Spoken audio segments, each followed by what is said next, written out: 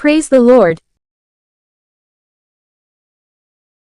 ఇక్కడున్న ఇద్దరు అబ్బాయిలు ఎంతో భిన్నంగా ఉన్నారు కదా, వాళ్ళు ఎవరో మీకు తెలుసా? వాళ్ళ పేర్లు ఏమిటో మీకు తెలుసా? వేటాడుతున్నవాడు ఏశావు, గొర్రెలను కాస్తున్నవాడు యాకోబు. వాళ్ళిద్దరూ ఇస్సాకు రిబ్కాలకు పుట్టిన కవల పిల్లలు. తండ్రి అయిన ఇస్సాకుకు ఏశావంటే ఎంతో ఇష్టం, ఎందుకంటే అతను మంచి వేటగాడై ఉండి కుటుంబమంతటికి ఆహారం తెచ్చి పెట్టేవాడు. కాని రిబ్కా యాకోబును ఎక్కువగా ప్రేమించేది, ఎందుకంటే ఆయన నమ్మదస్తుడు, శాంతి స్వభావం గలవాడు. వాళ్ళ తాతయ్య అబ్రాహాము అప్పటికి ఇంకా బతికే ఉన్నాడు. ఆయన యెహోవా గురించి చెబుతుంటే వినడానికి యాకోబు ఎంత ఇష్టపడేవాడో మనం ఊహించవచ్చు.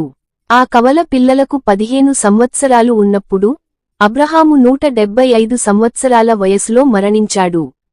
ఏశావు 40 సంవత్సరాలు వాడైనప్పుడు కనాను దేశపు స్త్రీలను ఇద్దర్ని పెళ్లి చేసుకున్నాడు. అది ఇస్సాకుకు రిబ్కాకు ఎంతో దుఃఖం కలిగించింది, ఎందుకంటే ఆ స్త్రీలు యెహోవా ఆరాధికులు కాదు. అలా ఉండగా ఒకరోజు ఏశావుకు యాకోబు మీద చాలా కోపం తెప్పించిన సంఘటన ఒకటి జరిగింది. ఇస్సాకు తన పెద్ద కుమారుడికి దీవెన ఇచ్చే సమయం వచ్చింది. యాకోబు కంటే ఏశావే పెద్దవాడు కాబట్టి ఆ ఆశీర్వాదాన్ని పొందుతానని అనుకున్నాడు. అయితే ఏశావు అంతకు ముందే ఆ ఆశీర్వాదాన్ని పొందే హక్కును యాకోబుకు అమ్మేశాడు. అంతేకాక వాళ్ళిద్దరూ పుట్టినప్పుడే ఆ ఆశీర్వాదాన్ని యాకోబు పొందుతాడని దేవుడు చెప్పాడు. అలాగే జరిగింది. ఇస్సాకు తన కుమారుడైన యాకోబును ఆశీర్వదించాడు. తర్వాత ఏశావుకు ఆ విషయానికి తెలిసినప్పుడు అతనికి యాకోబు మీద చాలా కోపం వచ్చింది. అతనికి ఎంత కోపం వచ్చిందంటే అతను యాకోబును చంపుతానని అన్నాడు. రిబ్కాకు ఆ విషయానికి తెలిసినప్పుడు ఆమె ఎంతో బాధపడింది. కాబట్టి ఆమె తన భర్తతో ఇలా అన్నాది, యాకోబు కూడా కనాను స్త్రీలను పెళ్లి చేసుకుంటే ఘోరంగా ఉంటుంది.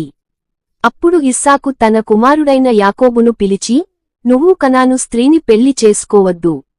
హారానులో ఉన్న మీ తాతయ్య బెతూయేలు ఇంటికి వెళ్ళి, ఆయన కుమారుడైన లాబాను కుమార్తెలలో ఒకరిని పెళ్లి చేసుకో అని చెప్పాడు. యాకోబు తండ్రి మాట విన్నాడా? యాకోబు ఎవరిని పెళ్లి చేసుకున్నాడు? ఇస్సాకు చెప్పినట్టు యాకోబు హారను వెళ్ళాడా? యాకోబు ఏం చేశాడో నెక్స్ట్ స్టోరీలో చూద్దాం.